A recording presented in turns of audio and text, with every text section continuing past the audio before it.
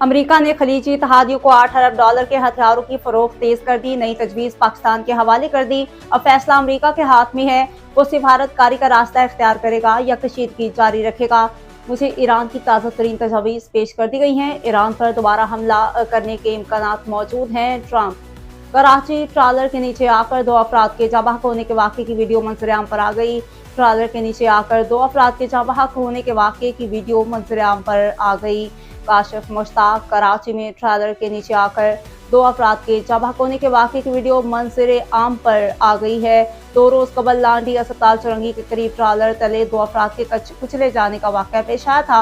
अफसोसनाक वाक़या में जाँ बहक अफराद की शनाख्त 25 साल अरशद और 30 साल ज़मीर के नामों से हुई है।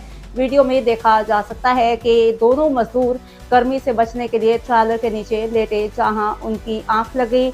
ड्राइवर ने लाइलमी के बाद ट्रालर चला दिया, जिसके बाद दोनों ट्रालर तले तक पर जाँ बहक हो गए।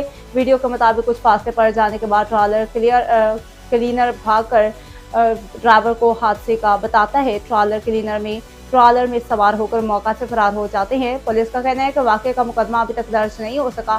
फरार ट्रालर ड्राइवर की गिरफ्तारी की कोशिश जारी है। अमेरिका के साथ दोबारा जंग छिड़ने का इम्कान है। अफवाज किसी भी नई मुहिमजोई के लिए तैयार हैं। खातमुल अंबिया हेडक्वार्टर्स ईरान के खातमुल अंबिया हेडक्वार्टर्स के ब्रिगेडियर जनरल सरदार जाफर असदी ने खबरदार किया है कि ईरान और अमेरिका के दरमियान दोबारा जंग छिड़ने के खदशात है। मुसल्लह अफवाज किसी भी नई अमरीकी मुहिमजोई के लिए तैयार हैं। फारिस न्यूज एजेंसी के मुताबिक ब्रिगेडियर जनरल सरदार जाफर असदी ने अपने बयान में कहा कि शवाहिद से जाहिर है कि अमेरिका किसी मुआहदे की पासदारी नहीं करता।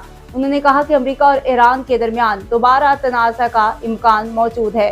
न सिर्फ ईरानी मुसल्लह अफवाज और अफवाम बल्कि वो सियासी गिरोह भी, जिनमें कभी कभी इख्तिलाफी राय होता था, आज मुत्तहिद है।